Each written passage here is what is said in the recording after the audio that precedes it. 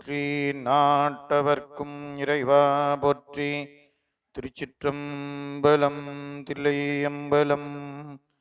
பொழியர்கோன் வெப்பொழித்த புகழியர்கோன் கழல் போற்றி. ஆழிமிசை கல்மிதப்பில் அணைந்த பிரானடி போற்றி. வாழி திருநாவலூர் வந்தொண்டர் பதம் போற்றி. ஊழிமலி திருவாத ஊரர் திருத்தாள் போற்றி. தில்லை வாழந்தனரே முதலாக சீர்படைத்த தொல்லையதாம் திருத்தொண்ட தொகையடியார் பதம் போற்றி. ஒல்லையவர் புராண கதை உலகறிய விரித்துரைத்த செல்வமளி குன்றத்தூர் செக்கிழாரடி போற்றி. ஈராண்டில் சிவஞானம் பெற்றுயர்ந்த மெய்கண்டார் இணைத்தாள் போற்றி. நாராண்ட பல்லடியார்க்கு அருள் புரிந்த அருள் நந்தி நற்றால் போற்றி. நீராண்ட கடந்தை நகர் மறைஞான சம்பந்தர் நிழல்தாள் போற்றி. சீராண்ட தில்லை நகர் உமாபதியார் செம்பதும திருத்தாள் போற்றி போற்றி. தெளிவு குருவின் திருமேனி காண்டல் தெளிவு குருவின் திருநாமம் செப்பல் தெளிவு குருவின் திருவார்த்தை கேட்டல் தெளிவு குருவுரு சிந்தித்தல் தானே. கல்லாலின் புடையமர்ந்து நான்மறை ஆரங்க முதல் கற்ற கேள்வி வல்லார்கள் நால்வர்க்கும் வாக்கிறந்த பூரணமாய் மறைக்கு அப்பாலாய் எல்லாமாய் அல்லதுமாய் இருந்ததனை இருந்தபடி இருந்து காட்டி சொல்லாமல் சொன்னவரை நினையாமல் நினைந்து பவத்தொடக்கை வெல்வாம் கையிலாய பரம்பரையில் சிவஞான போத நெறி காட்டும் வெண்ணை பயில்வாய்மை மெய்கண்டான் சந்ததிக்கு போர் மெய்ஞான பானுவாகி குயிலாரும் பொழில் திரு ஆவடுதுறை வாழ் குருநமச்சிவாய தேவன் சயிலாதி மரபுடையோன் திருமரபு நீடூழி தழைகமாதோம். ஆடக மதுரை அரசே போற்றி. கூடல் இலங்கு குருமணி போற்றி. அருட்குருநாதர் மலரடிகள் போற்றி போற்றி. திருச்சிற்றம்பலம். தில்லையம்பலம். ஈர்த்தென்னை ஆட்கொண்ட எல்லாம் வல்ல அருள் தரும் அங்கையர்கண்ணி தாயாருடனாகிய அருள் நிறை செந்தமிழ் சொக்கநாத பெருமானுடைய திருவடி தாமரைகளை மனம் வாக்கு காயத்தினாலே வணங்கி மகிழ்ந்து இச்சிறியனை இச்செந்நெறியிலே ஆற்றுப்படுத்தி வரக்கூடிய எந்தை பிரான் அருட்குருநாதருடைய திருவடி தாமரைகளையும் ஞானாசிரிய பெருமக்களுடைய திருவடி தாமரைகளையும் மனமொழி மெய்களாலே வணங்கி மகிழ்ந்து திருக்கயிலாய பரம்பரை திருவாவடுதுறை ஆதீனத்தினுடைய குருமகா சன்னிதானங்களுடைய பொன்னார் திருவடி கமலங்களை இந்நல்வேளையிலே உள்ளம் உரை உடலால் வணங்கி மகிழ்ந்து சைவ திருமுறை பன்னிசை பயிற்சி வகுப்பு பங்கேற்று இந்த திருமுறைகளை பன்னொன்ற இசைப்பாடும் அடியார்களாக எழுந்தருளிருக்கக்கூடிய அடியவர் பெருமக்களுடைய திருவடி தாமரைகளுக்கு எளியனுடைய பணிவான வணக்கங்களை உரித்தாக்கி மனமொழி மெய்களாலே வணங்கி மகிழ்ந்து உடைய சைவ திருமுறை பன்னிசை பயிற்சி வகுப்பிலே 2024-25 என்ற இந்த 2 ஆண்டு தொகுப்பிலே திருமுறை பதிகங்களுக்குரிய விரிவுரையை சிந்திக்கக்கூடிய வாய்ப்பை திருவருளும் குருவருளும் நமக்கு கொடுத்திருக்கின்றது. அவ்வகையிலே திருவருளையும் குருவருளையும் நீள நினைந்து வணங்கி தொழுது நம்முடைய பாடத்திட்டத்திலே கடந்த மாதம் அப்பர் சுவாமிகள் அருளிய திருத்தாண்டகம் என்ற அமைப்பிலே ஒரு திருத்தாண்டகத்தை நம்முடைய ஆண்டானை அடியேனை என்று தொடங்கக்கூடிய நம்முடைய வைத்தீஸ்வரர் கோயில் என்று சொல்லக்கூடிய புள்ளிருக்கு வேலூர் தலத்தினுடைய அந்த திருத்தாண்டகத்தை கடந்த வகுப்புல சிந்தித்து நிறைவு செய்தோம். போற்றாதே ஆற்ற நாள் போக்கினேனே என்று நம்முடைய அப்பர் சுவாமிகள் இறைவனை மறந்திருந்த நாளை குறித்து நமக்கும் இறைவனை மறவாதிருப்பது அவசியம் என்பதை வலியுறுத்தி அந்த திருத்தாண்டகத்தை சிந்தித்தோம். தொடர்ந்து நமக்கு அடுத்த தாண்டகம் பக்கம் 58 பொது தாண்டகம் என்ற நிலையிலே 6ஆம் திருமுறையிலே அமையப்பெற்ற தனித்திருத்தாண்டகம் என்று வழங்கக்கூடிய இந்த பதிகத்தை நாம் அதனுடைய விரிவுரையை சிந்திக்க இருக்கின்றோம். இது நிறைய கருத்து செறிவுடைய பதிகம். அப்பன் நீ அம்மை நீ ஐயனும் நீ அன்புடைய மாமனும் மாமியும் நீ, ஒப்புடைய மாதரும் ஒன்பொருளும் நீ, ஒரு குலமும் சுற்றமும் ஓர் ஊரும் நீ, துய்ப்பனவும் உய்ப்பனவும் தோற்றுவாய் நீ, துணையாய் என் நெஞ்சம் துறப்பிப்பாய் நீ, இப்பொன்னி இம்மணி நீ, இம்முத்தும் நீ, இறைவன் நீ, ஏரூர்ந்த செல்வன் நீயே என்று முதல் பாடல்ல அப்பர் சுவாமிகள் அருளுகின்றார். இந்த அப்பன் நீ, அதுக்கு முன்னாடி நம்ம பொருள் செய்யும் பொழுது எனக்கு அப்படிங்கிற வார்த்தையை நம்ம வருவித்துக் கொள்ளணும். எனக்கு அப்பன் நீ, எனக்கு அம்மை நீ. அப்பன் அப்படின்னா தந்தை, அம்மைனா தாய்.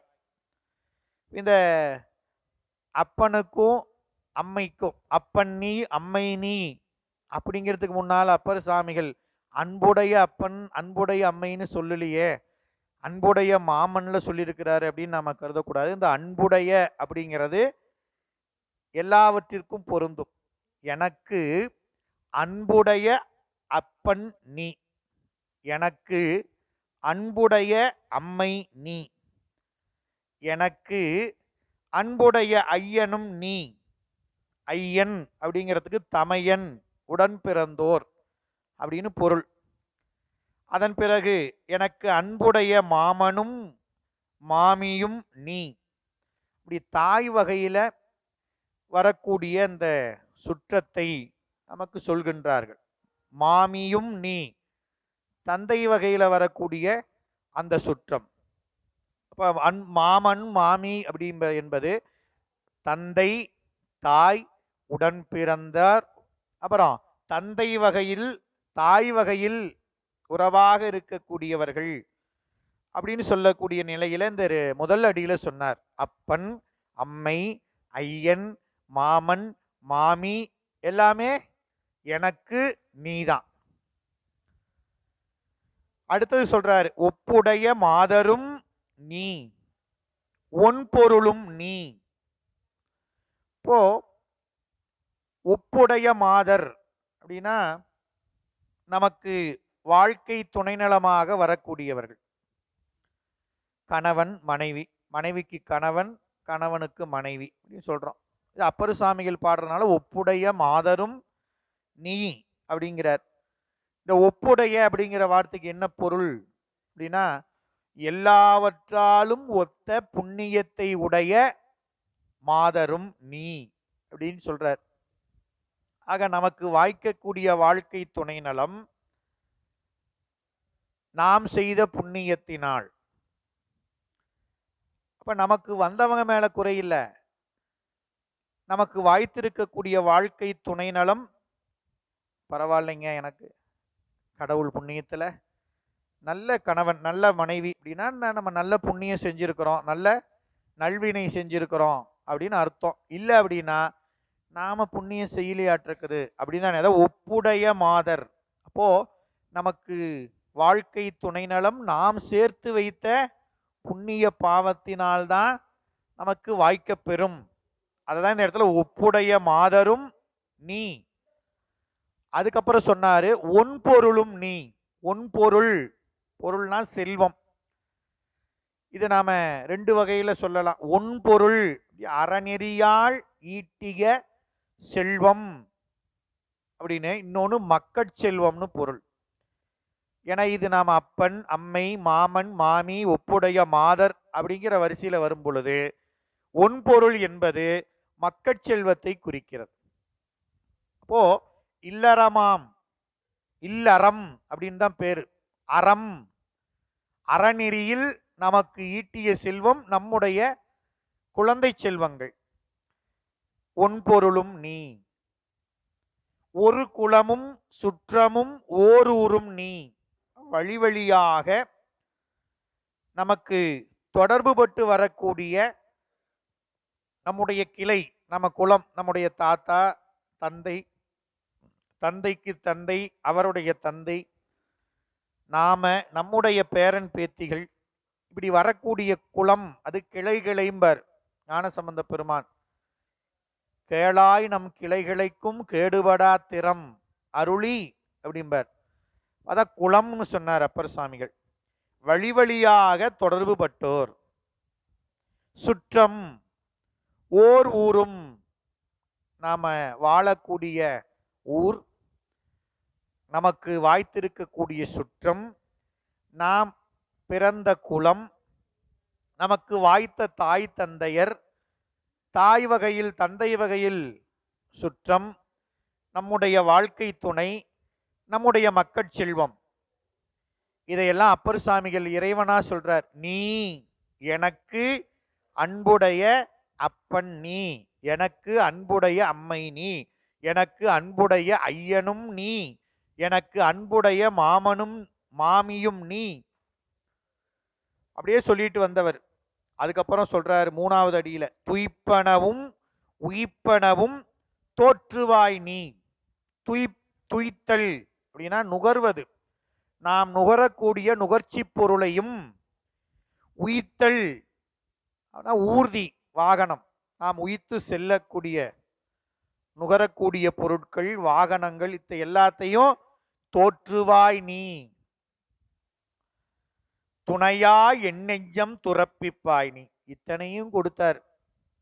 இப்ப நமக்கு எல்லாரும் இருக்கிறாங்க இல்லையா, நமக்கு தாய் தந்தை மாமன் மாமி ஒப்புடைய மாதர் ஒன்பொருள் ஒரு குலம் சுற்றம் எல்லாமே இருக்குது. நாம என்னைக்காவது நினைச்சு பார்த்துருக்கோமா, எனக்கு சாமி நீதான் அப்பனாக வந்த, நீதான் அன்னையா வந்த அப்படின்னு நினைச்சிருக்கோம்? இல்ல, அப்பர் சுவாமிகள் நினைக்கிறார். இதை ஏன் நாம நினைக்க முடியல அப்படின்னா, இந்த உலகியல் அப்படின்னு சொல்லக்கூடிய மாயை அதுல நாம சிக்கியிருப்பதனால நம்ம அறியாமை என்ன பண்ணுது, நமக்கு வாய்த்தவர்கள் இறைவன், இறைவன் வாய்த்திருக்கின்றான், இறைவனே நமக்கு வாய்த்திருக்கின்றான், இப்படி எல்லாம்னு நினைக்க முடியல. அதுதான் சொன்னாரு, துணையா என் நெஞ்சம் துறப்பிப்பாய் நீ. எதுக்கு துணையா? இந்த உலகியல் குழியில் வீழாது காக்கும் துணையாக என் உடன் இருந்து என் நெஞ்சம் துறப்பிப்பாய்.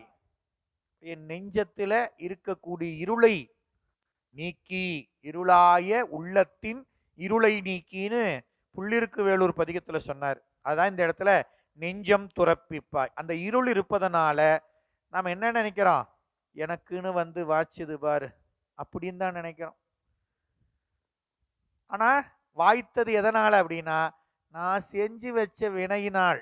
நான் புண்ணியம் செஞ்சிருந்தா நான் சொல்றதை கேட்கிற மனைவி வாய்த்திருப்பாங்க, இல்லைன்னா அப்ப நான் புண்ணியம் செய்யலன்னு தான் அர்த்தம். அதான் முன்னையே சொல்லிட்டாரு. அப்படி என் நெஞ்சம் துறப்பிப்பாய் நீ, இப்பொன்னி இம்மணி நீ இம்முத்தும் நீ. இந்த உலகத்தாரால் பெரிதாக கருதப்படுகின்றது. இன்னொன்னு, இந்த உலகத்தாரை பிணித்திருப்பது எது அப்படின்னா இதுதான், பொன் மணி முத்து.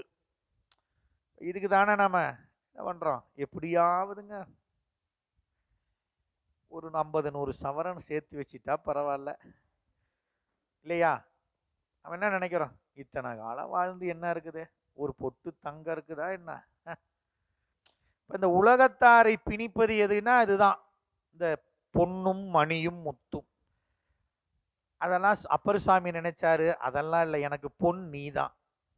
சாமியை பார்த்து சொல்றாரு, எனக்கு அப்பன் அம்மை எல்லாம் நீதான், இந்த உலகத்தாரை பிணிக்கக்கூடிய பொன் முத்து மணி எல்லாமே எனக்கு நீதான். இறைவன் நீ, எனக்கு கடவுளும் நீ. ஏரூர்ந்த செல்வன், இந்த இடத்துல ஏரூர்ந்த செல்வன் அப்படின்னா இறைவன் விடையின் மீது ஏறி வருகிறான். எதுக்காக வரான், நம்மை எப்படியாவது இங்கிருந்து மேலே ஏத்துறதுக்காக. ஏரூர்ந்து வரக்கூடிய இறைவன் நம்மை எப்படியாவது இந்த உலக குழியிலிருந்து சிவலோகத்துக்கு எப்படியாவது மேலே ஏத்திடணும், உய்வித்திடணும். ஏரூர்ந்த செல்வனாய் வந்து என்னை சிவலோகத்திற்கு உய்விப்பனவும் நீ, உய்ப்பவனும் நீதான், என்னை உய்வு பெறச் செய்பவனோ நீதான் என்று அப்பர் சுவாமிகள் முதல் பாட்டில் சொல்றார். எல்லா பொருளும் இறைவனேயாக கொண்டு அப்பர் சாமிகளுடைய நெஞ்சில் இருந்த அன்பு தான் இந்த பதிகம். நீங்க எவ்வளவு அன்பு இருந்தா இறைவனை பார்த்து என் அப்பன்னு சொல்லுவார். அப்போ அன்புடையவர்கள் என்ன சொல்லுவாங்க, அடியார்கிட்ட போறப்ப சொல்லுவாங்க, எனக்கு என்னங்க பரவாயில்ல, எங்க அப்பா இருக்கிறாங்க பார்த்துக்கிறான். பால் நினைந்தூட்டும் தாயினும் சால பரிந்துடையவன் இறைவன். இது அன்பின் காரணமாக விளைவது. அந்த அன்பு இதெல்லாம் சொன்னார். எனக்கு அன்புடைய அப்பன் அம்மை ஐயன் ஒப்புடைய மாதர் ஒன்பொருள் ஒரு குலம் சுற்றம் ஓரூரும் உய்ப்பனவும் துய்ப்பனவும் தோற்றுபவனும் நீதான், துணையா என் நெஞ்சம் துறப்பிப்பவனும் நீதான், இப்புண் நீதான், மணி நீதான், முத்து நீதான், இறைவன் நீதான், கடவுளாக இருக்கக்கூடிய நீதான் எனக்கு இத்தனை சுற்றமுமாகவும் இருக்கிறாய். என் பொன் போன்றவன், முத்து மணி போன்றவன், எல்லாமே எனக்கு நீதான். அதான் இந்த பாட்டினுடைய பொருள். எனக்கு எல்லாமாக இருப்பவன் நீதான் அப்படின்னு இறைவனை பார்த்து சொல்கின்றார். இது நிறைந்த அன்பு காரணமாக விளைவது. அடுத்த பாட்டு சொல்கின்றார். வெம்ப வருகிற்பதன்று கூற்றம் நம்மேல் வெய்ய வினைப்பகையும் பைய நையும் எம் பரிவு தீர்ந்தோம் இடுக்கண் இல்லோம் எங்களில் என் ஞாயிறு எளியோம் அல்லோம் அம்பவள செஞ்சடை மேல் ஆறு சூடி அனல் ஆடி ஆனைந்தும் ஆட்டுகந்த செம்பவள வண்ணர் செங்குன்ற வண்ணர் செவ்வான வண்ணர் என் சிந்தையாரே. என் சிந்தையில் இறைவன் இருப்பதனால், என் உளமே புகுந்த அதனால் அப்படின்னா நம்ம ஞானசம்பந்த பெருமான் சொல்லுவார். என் சிந்தையார் ஆயினார் யாரு? அம்பவள செஞ்சடை மேல் ஆறு சூடி அனலாடி ஆனைந்தும் ஆட்டுகொந்த செம்பவள வண்ணர் செங்குன்ற வண்ணர் செவ்வான வண்ணர் என் சிந்தையார் ஆயின காரணத்தினால். பொருள் சொல்ல வரும் பொழுது 3வது அடி 4வது அடியும் சிந்திச்சுதான் முதல் அடி 2 அடிக்கும் பொருள் காணும். இங்க இறைவன் என் சிந்தையார் ஆயினார். அவர் யாரு? அம்பவள செஞ்சடை. அவருடைய சடை எப்படி இருங்க? அம்பவளம்ங்க, அவ்வளவு நிறம், பவளம் போல சடை, சிவந்த சடை. அந்த சடை மேல 6 சூடி இருப்பவன் கங்கை. அனல், கையிலே அனலை வைத்து ஆடக்கூடியவன். அதுக்கப்புறம் ஆனைந்தும், தன்னுடைய திருமேனிக்கு திருமஞ்சனமாக ஆனைந்தை ஆட்டு உகந்து ஆடக்கூடியவன். செம்பவள வண்ணர், அவன் திருமேனி எப்படி தெரியுமா? செம்பவளம் போல நிறம். அவன் வடிவம் எப்படி தெரியுமா? செங்குன்று போல, மலை போல வடிவம். நிறம் செம்பவளம், வடிவம் செங்குன்று போல. செவ்வான வண்ணர், அப்படி செக்க சிவந்த வானத்தை போல அற்புதமான இந்த செவ்வான வண்ணம் அப்படிங்கிறது இங்க நிறம் இல்லை, முதைய நிறம் சொல்லியாச்சு. செம்பவள நிறம், செங்குன்று வடிவம், மறுபடியும் செவ்வானம்ங்கிறார்னா அவன் கருணை எப்படி தெரியுங்களா? எல்லையே இல்லைங்க. இங்க வானத்தை பார்த்தோம்னா இந்த பக்கம் முடிகிற மாதிரி தெரியும், இந்த பக்கம் பார்த்தா இந்த பக்கம் முடிகிற மாதிரி தெரியும். அங்க போய் பார்க்கலான்னு பார்த்தா அதுக்கு எல்லையே இல்லை. அதுபோல செவ்வான அவனுடைய கருணைக்கு எல்லையே கிடையாது. அப்பேற்பட்ட இறைவன் என் சிந்தையார் ஆயின காரணத்தினால் என்மேல், என்மேல்னு கூட சொல்லல, நம்மேல் அப்படிங்கிறார். பாடல் பாருங்க. இந்த பதிகத்தை பாடுறதுனால அப்பர் சாமி என்ன பண்ணிட்டாரு? நம்மளையும் சேர்த்துக்கிட்டார். நம்மேல் தாங்க தேவாரம். இந்த தேவாரம் நமக்காக என்மேல்னு சொல்லியிருக்கணும். அவரு என் சிந்தையார் ஆயினார் என்மேல் வெம்ப வருகின்ற அப்படின்னு சொல்லணும், சொல்லல நம்மேல். ஏன்? நாம் வருந்தும்படி நம்மேல் வெம்ப வருகிற்பது அன்று குற்றம். அப்பர் சுவாமிக்கு என்ன ஒரு கருணை தெரியுங்களா? தான் பெற்ற சிவப்பேறு போல ஏனைய அடியவர்களும் ஆன்மாக்களும் சிவப்பேறு பெற வேண்டும் என்று கருணை உள்ளம் கொண்டவர் அப்பர் சுவாமிகள். அதனாலதான் நம்மேல் வெம்ப வருவிப்பது அன்று கூற்றம். சிவபெருமான சிந்தையில வச்சா அப்படியே நம்மளை கொடுமைப்படுத்துபவன் கூற்றுவன் வெம்ப வருகிற்பது அன்று அப்படின்ட்டார்.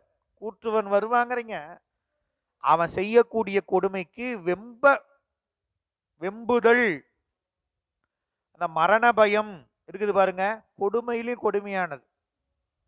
நீங்க அதை நீங்க நேரில் பார்த்துருப்பீங்க, பார்த்தவங்களுக்கு தெரியும். அந்த மரணம், உயிர் பிரியக்கூடிய தருவாயில அவங்க அனுபவிக்கக்கூடிய அந்த துன்பம் இருக்குது பாருங்க, மரண பயம் அப்படிம்பாங்க.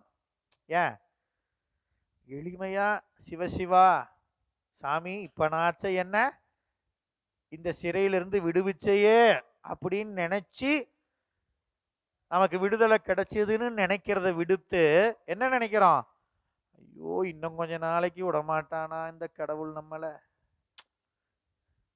அதை பார்த்துடலாமே, இதை பார்த்துடலாமே, இதை செஞ்சிருக்கலாமே, அதை செஞ்சிருக்கலாமே, அதுக்குள்ள இந்த சாமி இப்படி கொண்டு போயிட்டார். ஏங்க இன்னும் ஒரு 10 வருஷம் இருந்திருக்கலாம் அவரு. நாமளும் அப்படிதான் நினைப்போம். சாமியும் சரி வாம்பா போகலாம் அப்படின்னு கூப்பிட்டா நான் போவேனா என்ன? இல்லை இல்லை இருங்க சாமி, நான் வீட்டில் சொல்லாமல் வந்துட்டேன், சாயந்தரம் வரேன், திரும்பி வந்துடுவேன்ட்டு வந்தேன், ஒரு ஃபோன் பண்ணி சொல்லி அட்லீஸ்ட் அதனாச்சும் சொல்லுவோமா இல்லையா? அப்போ நம்மேல் கூற்றம் வெம்ப வருமா? வராது. ஏன்? சிவபெருமான் சிந்தையில் இருப்பதனால. மரண பயம் என்பது கிடையாது. கூற்றுவன் நம் பக்கம் வரவே மாட்டான். 2 வெய்ய வினைப்பகையும் பைய நையும். இந்த பைய என்பது நைவதற்கு சொல்லல, பையனை, பையன மெல்ல நையும், மெல்ல நீங்கும் அர்த்தம் இல்ல. இந்த பைய அப்படின்னா வினைக்கு சொல்லக்கூடிய அடைமொழி. இந்த வினைப்பகை பைய வந்து மெல்ல மெல்ல இந்த ஆன்மாக்களை ஒட்டுகா வராது, கொஞ்சம் கொஞ்சமா கொஞ்சம் கொஞ்சமா, ஒட்டுகா எல்லா வினையும் தரமாட்டார் இறைவன். என்ன பண்ணுவாரு? சும்மா ஒரு கொஞ்சம், நாம சேர்த்து வச்ச சஞ்சீதம் அப்படிங்கிற பலவினையில சும்மா ஒரு கொஞ்சம் எடுத்து அனுப்புவார். அது மாதிரி வர்றதுனால பைய வினைப்பகையும் மெல்ல வருத்துகின்ற கொடுமையான வினைப்பகை என்ன ஆகும்? நைந்து போகும். கூற்றம் நம்மேல் வராது, நம்முடைய மெல்ல நம்மை வருத்துகின்ற வினைப்பகை அழியும். அதுக்கப்புறம் எம் பரிவு தீர்ந்தோம். இப்ப வினைப்பகைங்கிற துன்பம் போச்சு, பரிவு அப்படின்னா துன்பம். வினைப்பகை இல்லாததனால எனக்கு துன்பம் தீர்ந்து போச்சு, எம் பரிவு தீர்ந்தோம். வினை இருந்தாதான மறுபடியும் கூற்றுவன் பிடிச்சிட்டு போயிட்டு மறுபடியும் வேற உடம்பு கொடுத்து அனுபவிச்சு மறுபடியும் வர வேண்டியது. அதான் வினைப்பகையே இல்லையே, கூற்றுவனும் வரலையே. அப்ப என்னாச்சு? நமக்கு பிறவிங்கிற துன்பமே இல்லை, துன்பம் தீர்ந்தோம். இடுக்கண் இல்லோம், இனி இடையூறு இல்லை. எங்க? சிவலோகத்துக்கு போறதுக்கு எந்த தடையும் நமக்கு இல்லை. எங்களில் ஞாயிறு, ஞாயிறுனா சூரியன். அதுக்கு என்ன அர்த்தம்? திருவம்பாவெளி மணிவாசம், எங்களில் ஞாயிறு எமக்கேலோர். ஓ இந்த உலகம் எந்த வகையாக நிலை மாறினால் எனக்கு என்ன அப்படின்னு அர்த்தம். இந்த உலகம் எப்படி போனா எனக்கு என்னங்க அப்படின்னா என்ன அர்த்தம்?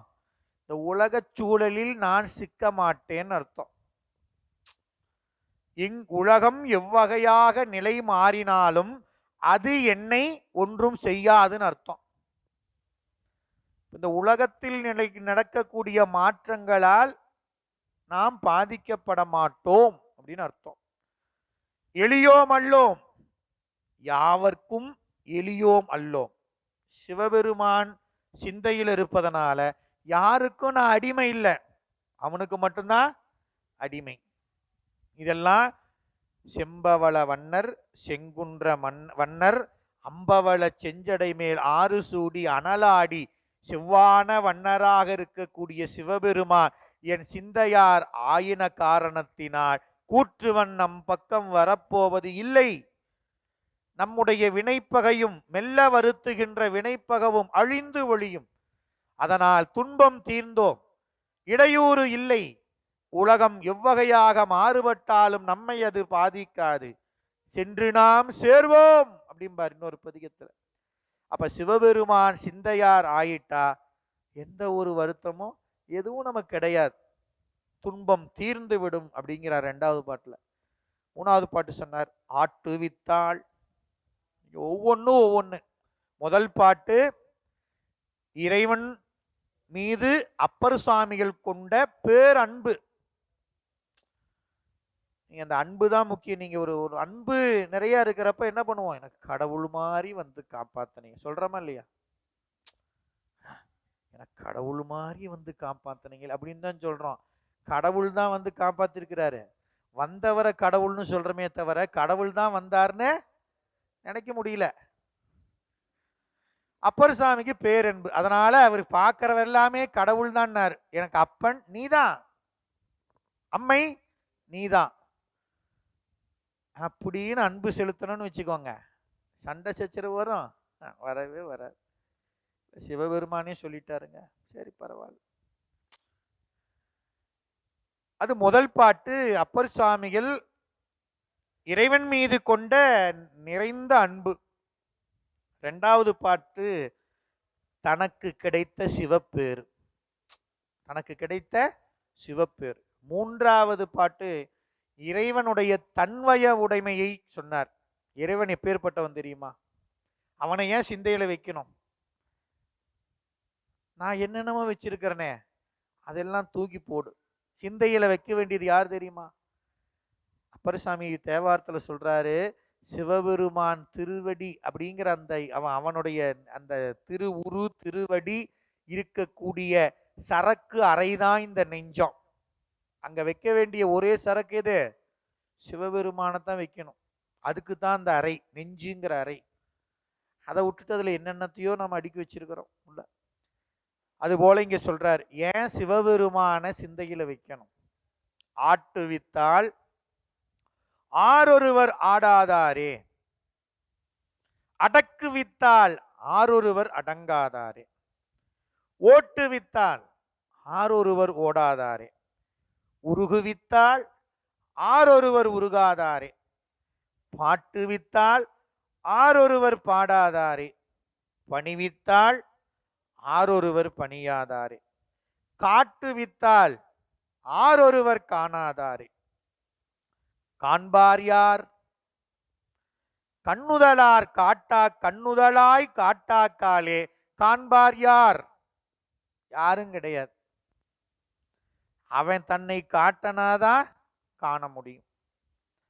அவன் எப்பேற்பட்டவன் சொல்றார், ஆட்டுவித்தல் அடக்குவித்தல் ஓட்டுவித்தல் உருகுவித்தல் பாடுவித்தல் பணிவித்தல், அப்புறம் காட்டுவித்தல். இப்ப இறைவன் தன்னை எப்ப காட்டுவான், மேல இருக்கிறதெல்லாம் செஞ்சிட்டு தான். என்னங்க நானு சாமி எனக்கு பார்க்க முடியல, உணர முடியலையே அப்படின்னா இத்தனையும் மேல இருக்கிறதெல்லாம் அந்த ப்ராசஸ் எல்லாம் முடிஞ்சுதா அப்படின்னு பார்க்கணும். அதெல்லாம் அதுக்கு பிறந்தான் இதெல்லாம். இப்ப இறைவன் என்ன பண்றான், ஆட்டுவிக்கின்றான். இந்த ஆட்டுவித்தல் அப்படிங்கிற சொல்லு இறைவன் செய்யக்கூடிய படைத்தல் காத்தல் என்ற ரெண்டு தொழிலையும் குறிக்கும். ஆட்டுவித்தல்னா முதல்ல படைச்சுதானே வாழ வைக்கிறான். உலகத்தை உடம்பை தனு கரண புவன போகங்களை நமக்காக படைக்கிறான் பாருங்க, ஆட்டுவித்தல். அது என்னங்க ஆட்டுவித்தல், அவன் தான் படைச்சான், அவன் தான் எல்லாம் கொடுத்தான், அவன் வழி நிக்கிறாமா என்ன, யான் எனது எனும் மாய கடித்த வாயிலே நின்று அப்படின்னு மணிவாசகர் சொல்லுவார். நல்லா பிடிச்சிட்டோம். கடித்தல் அப்படின்னா நல்லா கெட்டியா பிடிச்சிருக்கோம். எதை? யான் எனது என்ற அதை ரெண்டையும் நம்ம என்ன பண்ணியிருக்கிறோம்? பிடிச்சிருக்கிறோம். யான் எனது இது ரெண்டும் எதை அடிப்படையாக கொண்டதுன்னா இந்த உடம்பை அடிப்படையாக, இந்த உடம்பைத்தான் அடிப்படையாக கொண்டு இதை பொருளாக இதுதான் உண்மைன்னு நினைக்கிறதுனால யான் எனது என்ற செருக்கு நம்ம அறிவுல ஏற்படுகின்றது. சாமி என்ன பண்றாரு? இது ஒண்ணுது இல்லைன்னு உணர்விக்கிறாரா என்ன? இல்லை, நீ அப்படியே ஆடு அப்படின்னு எப்படி ஒரு அப்படியே விட்டுறாரு சுதந்திரமா. நீ ஆட்டுவித்தாள், அதுக்கும் அவன் ஆட்டுவிச்சாதான் அவன் ஆட முடியும். நீங்க இதுக்கு ஒரு உதாரணம் சொல்லணும்னா, நீங்க பழங்காலங்களில் இப்போ ஒரு 10-20 ஆண்டுகளுக்கு முன்னேனா திருவிழா காலங்களில் பொம்மலாட்டம் நடைபெறும். இப்போ ஏதோ ஒரு இடங்கள்ல நடக்குது பொம்மலாட்டம் அப்படின்னு நீங்க போய் பார்க்குறப்ப அந்த இது ஒரு திரைக்கு கீழே இந்த பொம்மை அதுக்கு கயிறு கட்டி மேலே பிடிச்சிருப்பார் ஆற்றவர். அது கீழே இந்த பொம்மையை வச்சிருப்பாங்க. அவர் இந்த கையை இப்படி கயிறை மேலே இழுத்தா இந்த கை இப்படி போகும். தலையில கட்டி கயிறு இழுத்தாருன்னா தலை ஆடும். அப்படி கை காலுக்கு கைக்கு தலைக்கு அப்படின்னு ஒரு 5 கயிறு கட்டி வச்சிருப்பார். அந்த கயிறை இப்படி பிடிச்சி ஆட்ட ஆட்ட ஆட்ட அந்த கீழே அந்த திரையில அது பொம்மை ஆடும். கயிறு நமக்கு தெரியாது, கயிறு ஆற்றவரையும் தெரியாது. அதுபோலதான் நாம தான் நடக்கிறோம், நாம தான் பேசுறோம், நாம தான் வாழ்றோம், நாம தான் படித்தோம், நான் தான் இப்படியே என்ன பண்றேன்? மேல ஒருத்தன் கயிறு பிடிச்சி இழுக்கிறதுனால தான் என் கை ஆடுதுங்கிறது தெரியாம நான் தான் என்னாலதான் நான் வாழ்றேன் அப்படின்னு மயங்கி இருக்கிற. அப்போ ஆட்டுவிப்பவன் அவன். அதான் படைத்தல் காத்தல். படைச்சு நமக்கு எத்தனை காலம் கொடுத்திருக்கிறானோ அத்தனை காலம் வரலும் இந்த உடம்போடு வாழ்வதற்கு தேவையான அத்தனை கருணையை இறைவன் செய்து கொண்டிருக்கிறான், காத்து கொண்டிருக்கின்றான். நமக்கு தெரியல. நமக்கு எத்தனை காலம் நம்ம வாழணும்னு நிர்ணயம் பண்ணியிருக்கிறானோ அத்தனை காலமும் நான் வாழ்வதற்கு தேவையான அத்தனையும் ஏற்கனவே சிவபெருமான் நிர்ணயம் பண்ணி நமக்கு கொடுத்துக்கிட்டே இருக்கிறான். நாம் என்ன நினைக்கிறோம்? ஏங்க அவர் இப்படி இருக்கிறாரு, நாம எப்படி இருக்கிறோம் அப்படின்னு அங்க போறதுக்கும் இங்க போறதுக்கும் முயற்சி பண்ணிட்டு இருக்கிறோம். நமக்கு என்ன இருக்குது? மணிவாசகர் சொல்வார், எனக்கு இருக்கின்றதை அறியேன், என்னை நான் அறியேன், எனக்கு இருக்கின்றதை நான் யாருன்னே தெரியாது, அப்புறம் எனக்கு இருக்கிறதையும் தெரியாது. சாமி என்ன யார் எதுக்கு வச்சிருக்கிறார், எனக்கு என்ன வச்சிருக்கிறாருன்னு தெரிஞ்சா அதான் இங்க ஆட்டுவித்தாள் ஆரொருவர் ஆடாதாரே. உடம்பு என்ற இந்த பொம்மையை, பொம்மை இதுக்கு இருக்கிற இதுக்குள்ள இருக்கிற ஆன்மாதான் நிலையானது, இந்த பொம்மை நிலையானது இல்லை. 5 பொம்மலாட்ட ஆகி போச்சு, பொம்மை கொஞ்சம் டேமேஜ் ஆயிடுச்சுன்னா என்ன பண்ணிடுவாரு? வேற ஒரு பொம்மையை செஞ்சு அவர் கயிறு போட்டு இழுக்க ஆரம்பிச்சிருவார். அது மாதிரி இந்த உடம்பும் என்னது? பொம்மை தான். கொஞ்ச நாள் ஆக ஆக தேய்மானம் ஆகும். அப்புறம் எக்ஸ்பைரி ஆன உடனே தூக்கி போட்டு அடுத்த பிறவி, அடுத்த ஒரு பொம்மை.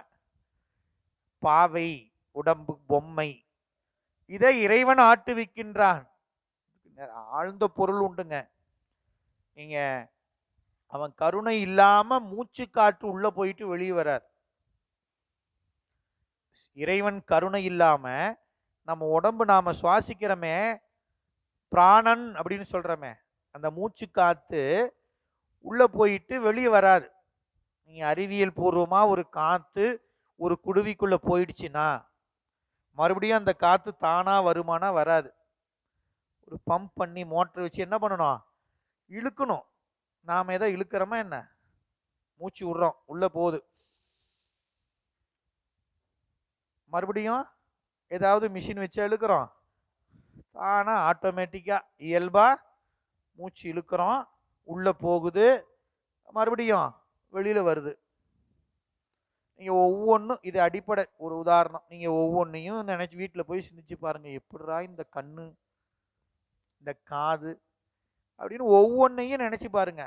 நாம நம்ம சாப்பிட்ற சாப்பாடு அங்க என்ன, நாம இந்த இட்லி சுடுறதுக்கு அரிசி ஊற வச்சு கிரைண்டரில் ஆட்டி அதை புளிக்கிற வரலும் வெயிட் பண்ணி அப்புறம் இட்லி ஊற்றி அப்புறம் வேக வச்சு அப்புறம் சாப்பிட்றோம். அவன் சாப்பிட்ற சாப்பாடு இங்க உள்ள ஏதாவது கிரைண்டரா இருக்குது? இல்லையே.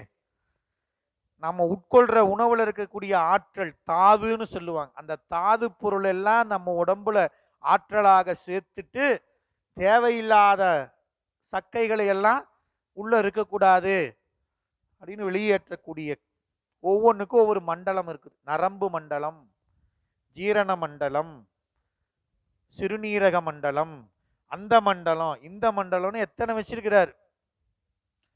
இதெல்லாம் இறைவன் கருணை இல்லாம நம்ம மூச்சு விடவே முடியாது. அப்புறம் மற்றதெல்லாம் நடக்கிறது, ஓடுறது, அதெல்லாம் அப்புறம். மூச்சு விடுறதுக்கே அவன் கருணை வேணும். அதனால ஆட்டுவித்தால் அவன் ஆட்டுவிக்காம யார் ஒருவராலும்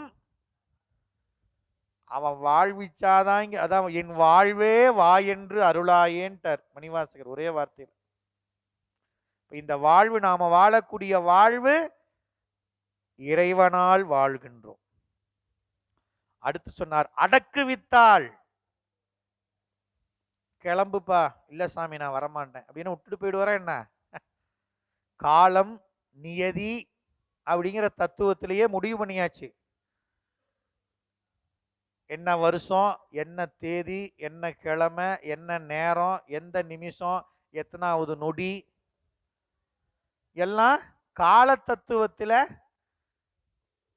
இரண்டாவது உடம்பு படைக்கும் பொழுதே இறைவன் நிர்ணயித்து விடுகின்றான். அழித்தல் தொழிலை குறிக்கிறது. அடக்குவித்தல் அப்படின்னா அழித்தல். போதும், ரொம்ப கஷ்டப்பட்டு உழைச்சிட்டேன், அடுத்த பிறவியில உழைக்கிறதுக்கு ரெஸ்ட் வேணும். காலையில இருந்து 8 மணி நேரம் ஷிஃப்ட், இல்லை 12 மணி நேரம் ஷிஃப்ட், ஆளுக்கு ஒன்று 6 மணி நேரம் ஷிஃப்ட் இருக்குது, 8 மணி நேரம் இருக்குது, 12 மணி நேரம் இருக்குது, அதிகபட்சம் 12 மணி நேரம். 12 மணி நேரம் உழைச்ச பிறகு இரவு என்ன வேணும்? ஓய்வு. அடுத்த நாள் அப்பதான் உழைக்க முடியும். அதுபோல ஒரு பிறவியிலிருந்து அடுத்த பிறவிக்கு போறதுக்குள்ள ஒரு ஓய்வு, உறக்கம் இருக்குது பாருங்க, அதுக்கு பேர் தான் அழித்தல், ஒடுக்குதல். அதான் அடக்கு வித்தால். அவன் நினைச்சிட்டானா, இப்ப இறைவன் வினை என்ற கயிறை கட்டி கீழுலகம் மேலுலகம் என்று சொல்லக்கூடிய அரங்கத்துல நம்ம வினை நுகர்தல் பொருட்டு கூத்தாட வைக்கின்றான். அந்த கூத்து முடிஞ்ச உடனே நம்மை ஒடுக்கு விடுகின்றான். பொம்மலாட்டம் முடிஞ்ச உடனே பொம்மையெல்லாம் பூரா எடுத்து கட்டி பெட்டியில வச்சுட்டு, அதுபோல இந்த பொம்மைக்கு கட்டுகிற கயிறு என்ன? வினை. நாம ஏன் இங்க வாழ்றோம்? வினை. இந்த வினைங்கிற கயிறு ஆற்றுறதுனாலதான் இன்னைக்கு நான் பேசுறேன், தூங்குறேன், நடக்கிறேன், ஒவ்வொன்றும் அனுபவிப்பது எதுக்கு? எதன் காரணமாகனா வினை காரணமாக அனுபவிக்கிறேன். பொம்மலாட்டம் ஆடுற அரங்கம் என்ன அரங்கம்? கீழுலகம் மேலுலகம் என்ற அரங்கம். வினையின் காரணமாக நான் அனுபவிக்கக்கூடிய இன்ப துன்பம் கூத்து. இந்த கூத்து முடிஞ்ச உடனே வந்து அனுபவிக்க வேண்டிய வினை தீர்ந்த உடனே என்ன பண்றான்? இறைவன் அடக்குவிக்கின்றான், ஒடுக்குதலை செய்கின்றான், அழித்தல். இந்த கூத்துல நாம செய்யற கூத்து தான் பெருசு. வந்து கூத்தாட வந்த நாம வந்த வேலையை மட்டும் செஞ்சோமா? வினைய அனுபவிக்க தானே வந்தோம், அனுபவிச்சு கழிச்சோமான்னா இல்ல. இப்ப ஒரு உதாரணத்துக்கு, நல்லா அருமையா இருக்குதுங்க, எங்க ஊர்லயும் வந்து ஒரு பொம்மலாட்டம் கூத்து போடுங்க. அப்ப வந்து வினையை அனுபவிக்கக்கூடிய சூழல், அனுபவிக்கிற நேரத்தில் என்ன பண்ணிடுறோம்? விருப்பு வெறுப்பு காரணமாக வினையை ஈட்டுகின்றோம். வந்து கழிச்சிட்டு போயிருந்தா அடக்கு வித்தலோட நின்று இருக்கும். நாம வந்து அனுபவிக்கக்கூடிய வேலையில வினை ஈட்டணும் பாருங்க. அதனால சாமி என்ன பண்றாரு? ஓட்டு வித்தால் ஆரொருவர் ஓடும். ஓடு நீ சாமி, உன்னை நான் அனுபவிச்சு தானே கழிச்சிட்டு வர சொன்னேன். ஆமாங்க சாமி. அனுபவிச்சியா? அனுபவிச்சு கழிச்சேன் சாமி. அப்புறம் அனுபவிப்பு என்ன நினைச்ச? சாமி வரக்குள்ள ஒரு வண்டிக்காரன் வந்து இடிச்சிட்டான், அவனை கண்டபடி திட்டினேன், கோவம் வந்து 4 அறை விட்டுட்டேன். யார் மேல தப்பு?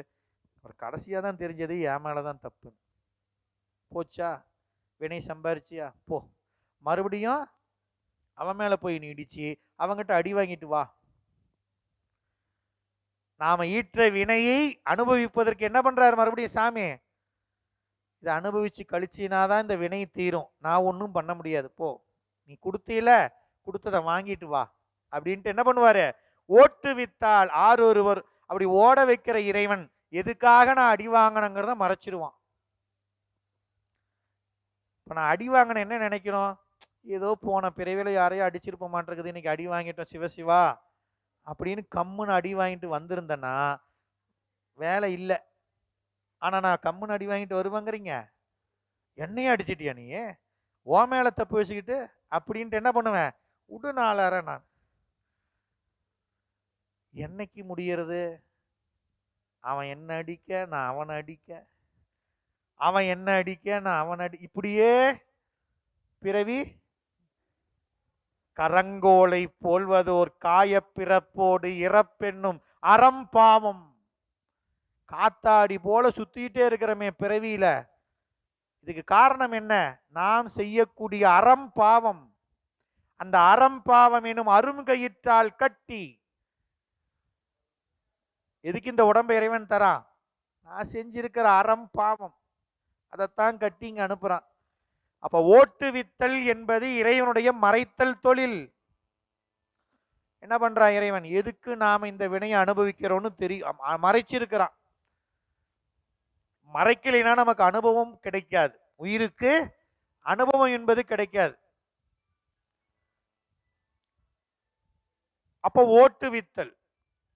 அடுத்து சொல்றாரு, அப்படி இந்த அனுபவங்களை, இன்ப துன்ப நுகர்வுகளை நம்முடைய வினைப்பயன் காரணமாக அனுபவித்து அனுபவித்து ஆன்ம அறிவானது ஒரு பக்குவத்தை பெறும். ஒரு நாளைக்கு நினைப்போம், என்னடா இது அப்படின்னு நினைக்கிறப்போ இதையெல்லாம் நாம உய்வு பெறணும்னு இறைவன் தருகின்றான் அப்படிங்கிறதையும் அவன்தான் உணர்த்துவான். நம்மளால உணர முடியாது. நான் என்ன பண்ணுவேன்? இன்பம் நினைச்சா என்னால வந்தது அப்படின்னு கொண்டாடுவேன். துன்பம் வந்துருச்சுன்னு என்ன பண்ணுவேன்? என்னங்க இந்த சாமியை தினம்தான் கும்பிட்றேன், எனக்கு இந்த சாமி இப்படி பண்ணுது பாருங்க, சாமியே கும்பிடாத ஆள் ஒருத்தன், அவனுக்கெல்லாம் சாமி இப்படி பண்ணுது, எனக்கெல்லாம் அப்படின்னு துன்பம் வர்றப்ப சாமியை திட்டுவேன். இன்பம் வர்றப்ப அடையாங்க ஒரு வருஷமா படாத பாடுபட்டேன், ஐயோ இந்த லாபம் எடுக்கிறதுக்கு தெரியுமா அப்படிம்பேன். ஒரே வருஷமா இறைவன் தானே கொடுத்தான்னு நான் சொல்ல மாட்டேன். அப்போ உருகுவித்தல், பாட்டுவித்தல், பணிவித்தல், இது இறைவன் செய்யக்கூடிய அருளல் என்ற தொழில். ஏன் 3 சொன்னாரு? இந்த படைத்தல் காத்தலுக்கு ஆட்டுவித்தல், அழித்தல் தொழிலுக்கு ஓட்டுவித்தல், அடக்குவித்தல், மறைத்தல் தொழிலுக்கு ஓட்டுவித்தல். அருளலுக்கு மட்டும் 3 சொன்னாரு. உருகுவித்தல், பாட்டுவித்தல், பணிவித்தல். உருகுவது என்பது மனத்தின் செயல், பாடுவது என்பது வாக்கின் செயல், பணிதல் என்பது உடம்பின் செயல். ஏங்க 3? ஐயோ இந்த 3 தாங்க இந்த வினையை சம்பாதிக்கிறதுக்கு வழியே.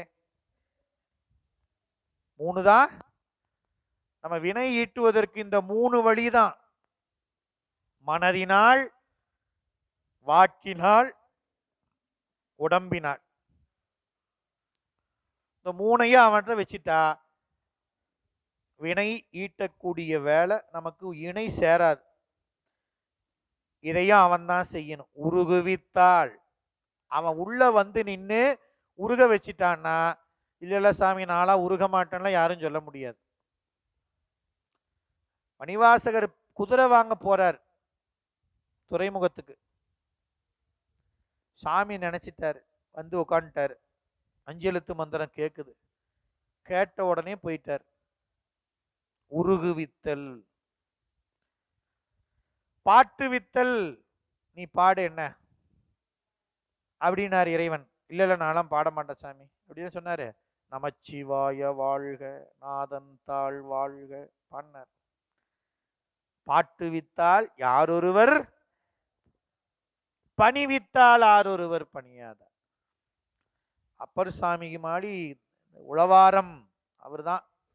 அவர் மாதிரி உளவாறு தொண்டு செய்வதற்கால் அப்படி பணி அந்த உடம்பினால் இறைவனுக்கு அத்தனை தொண்டு செஞ்சார். அப்போ பாட்டு வித்தல், உருகுவித்தல், பணிவித்தல் இதெல்லாம் அவன் முடிவு பண்ணிட்டானா, நாமெல்லாம் இல்லைங்க நான்லாம் பாட மாட்டேன்னா சொல்ல முடியாது. அப்ப உருகுவிப்பவனும் அவன்தான், பாட வைப்பவனும் அவன்தான், பணிவிப்பவனும் அவன்தான். அவன் அருளாலே அவன் தாள் வணங்கின்னு மணிவாசகர் அருமையா சொன்னார். காட்டுவித்தால் ஆரொருவர் காணாதாரே. இறைவன் காட்டுவான் ஆனால் அவனை காணலாம். அவன் காட்டலைனா நாம காண முடியாது. இந்த காட்டுவித்தல் என்பது உயிர்களுக்கு இறைவன் முத்தி தருவதை குறிக்கும். இங்க சொல்றார், காட்டுவித்தால் ஆரொருவர் காணாதாரே. எத? கண்ணுதலாய் நீ காட்டுவியாமை யாரும் காண முடியாது. இப்ப உயிர்கள் பெத்த நிலையில் இருக்கும் அந்த உயிர்களுக்கு இறைவன் முத்தி நிலையை காட்டுகின்றான். 2 நிலை சைவ சித்தாந்தத்துல. பெத்தம் என்பது நாம வாழக்கூடிய நிலை. நிலையான நம்ம ஆன்மா தன்னுடைய நிலைத்தன்மையை மறந்து அழிந்து போகக்கூடிய பொய்யான இந்த உடம்பையும் உலகத்தையும் மெய்யென்று கருதி தனக்கு தலைவனாக இருக்கக்கூடிய பதியாகி இறைவனை மறந்து பிறவி என்ற பெரும் துன்பக்கடலிலே மூழ்கி கரையேற முடியாமல் கிடக்கிற நிலைக்கு பெத்த நிலை. அந்த ஆன்மாக்கள் மீது இறைவன் கருணை கொண்டு அந்த ஆன்மாக்களை பிறவி என்று சொல்லக்கூடக்கூடிய இந்த மணிவாசகர் அருமையா சொல்லுவார். வானாகி மண்ணாகி வழியாகி ஒளியாகி ஊனாகி உயிராகி உண்மையுமாய் இன்மையுமாய் கோனாகி யான் எனது என்று அவரவரை கூத்தாட்டுவானாகி. நான் எனதுன்னு சொல்றேனே, என்ன பண்றான்? என்ன அப்படி சொல்லி ஆட வைக்கிறவனும் அவன் தான். நீ சொல்லு அப்படின்னு என்ன பண்ற சாமி? என்ன பண்றாரு? நடத்து நடத்து, ஒண்ணுதானே? ஒண்ணுதான். நான் தான் சாமி செஞ்சேன். ஆமா நீ தான் செஞ்ச. எதுவுமே தடை சொல்றதில்ல. ஒரு நாளைக்கு ஐயோ சாமி நான் தெரியாம சொல்லிட்டேன், இதெல்லாம் என்னது இல்ல, எல்லாம் நீதான் அப்படின்னு வந்து நிக்கிறப்ப, ஆமாப்பா அதுக்கு தான் உன்னை விட்டு பிடிச்சேன், பரவாயில்ல இப்ப வந்துட்டீல அப்படின்னு அப்ப காட்டுவான். அதான் இந்த இடத்துல காட்டுவித்தால் ஆரொருவர் காணாதாரே. காண்பார் யார்? எல்லாரும் காட்ட முடியுமா? இல்லைங்க, நான் முத்தி அடைஞ்சிருவேங்க, அதுதான் முத்தி, இதுதான் முத்தி, நான் கடவுளை கண்டுடுவேன், உள்ள நானே கடவுள் அப்படின்லாம் நிக்கிறதா முத்தி? இல்ல. இறைவன் காட்டுவித்தாள். எப்படி வந்து காட்டுவான்? அருபரத்தொருவன் அவனியில் வந்து குருபரனாய் அவன் காட்டுவித்தாத்தான் காண முடியும். நேரா வந்து நடராஜ பெருமானை வந்து வருவா அப்படின்னா சொல்ல போறார்? இல்ல. நாம வணங்கின நடராஜ பெருமான் நமக்கு நம்ம போல மானுட சட்டை தாங்கி குருநாதனாக வந்து 5 எழுத்து மந்திரத்தை உபதேசித்து அடுத்த நிலைகளுக்குரிய உபதேசங்களை கொடுத்து நம்ம சிந்தைக்குள்ள சிவத்தை காட்டுவார். அவர் உபதேசம் நம் சிந்தையில் சிவத்தை காட்டும். அதான் காட்டுவித்தால் ஆரொருவர் காணாதாரே. காண்பார் யார்? கண்ணுதல் பெருமான் காட்டாக்கால் காட்டலைனா காண முடியாது. இது இறைவனுடைய தன்வயமுடைமை. இறைவன் இதையெல்லாம் யாரை கேட்டும் செய்யல, தன்வயமா செய்யறான். அடுத்து 4வது பாட்டு சொன்னார் அருமை.